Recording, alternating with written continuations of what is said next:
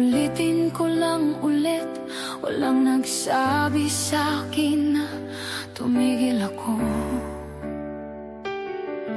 Sarili kong desisyon ang lahat, hindi nyo alam ang bigat ng bawat sagot. Tahimik ako pero hindi ibig sabihin wala akong dahilan, wala akong damdamin. Kung alam nyo lang ang totoo, bakit kailangan ko tong gawin para sa mahal ko? At kung galit kayo, sige lang, pero di nyo alam ang aking pinagdadaanan.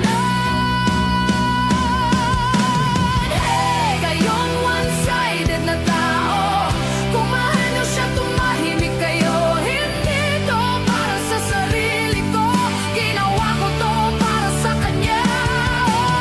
Hey, bakit ba kayo sumisigaw? Ako tong unti-unting nauubos ngayon. Pinili kong masaktan para lang siya ang hindi masaktan.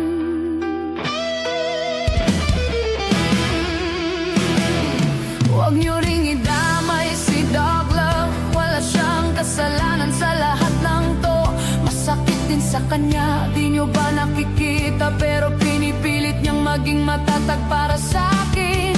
Utang ko sa kanya ang lakas ko, sa gitna ng gulo siya ang sandigan ko. Kaya tigilan nyo na ang sisi, dahil hindi nyo alam ang buong kwento. Maniwala kayo sa akin, hindi lahat kailangang ipaliwanag. May mga bagay na pinipiling ilihim dahil may respeto pa.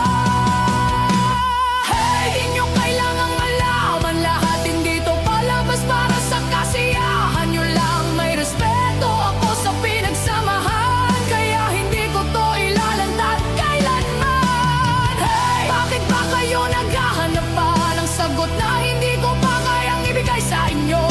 Tahimik ako, hindi dahil mahina, kundi dahil mahal ko siya sobra, sobra.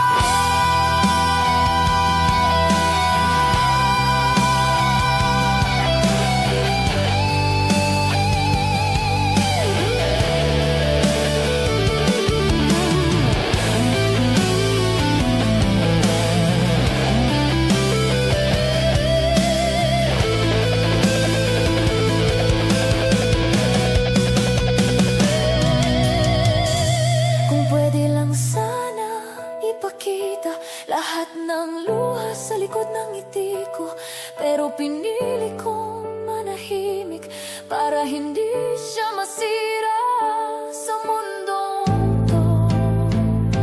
Hindi nyo alam kung gaano ko siya kamahal.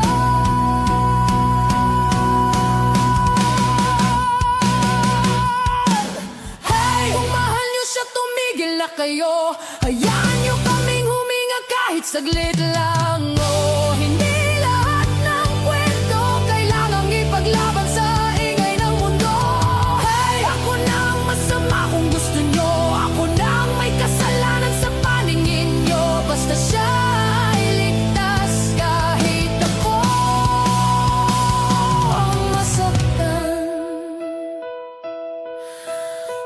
Okay na ako, kaya please, tumahimik na lang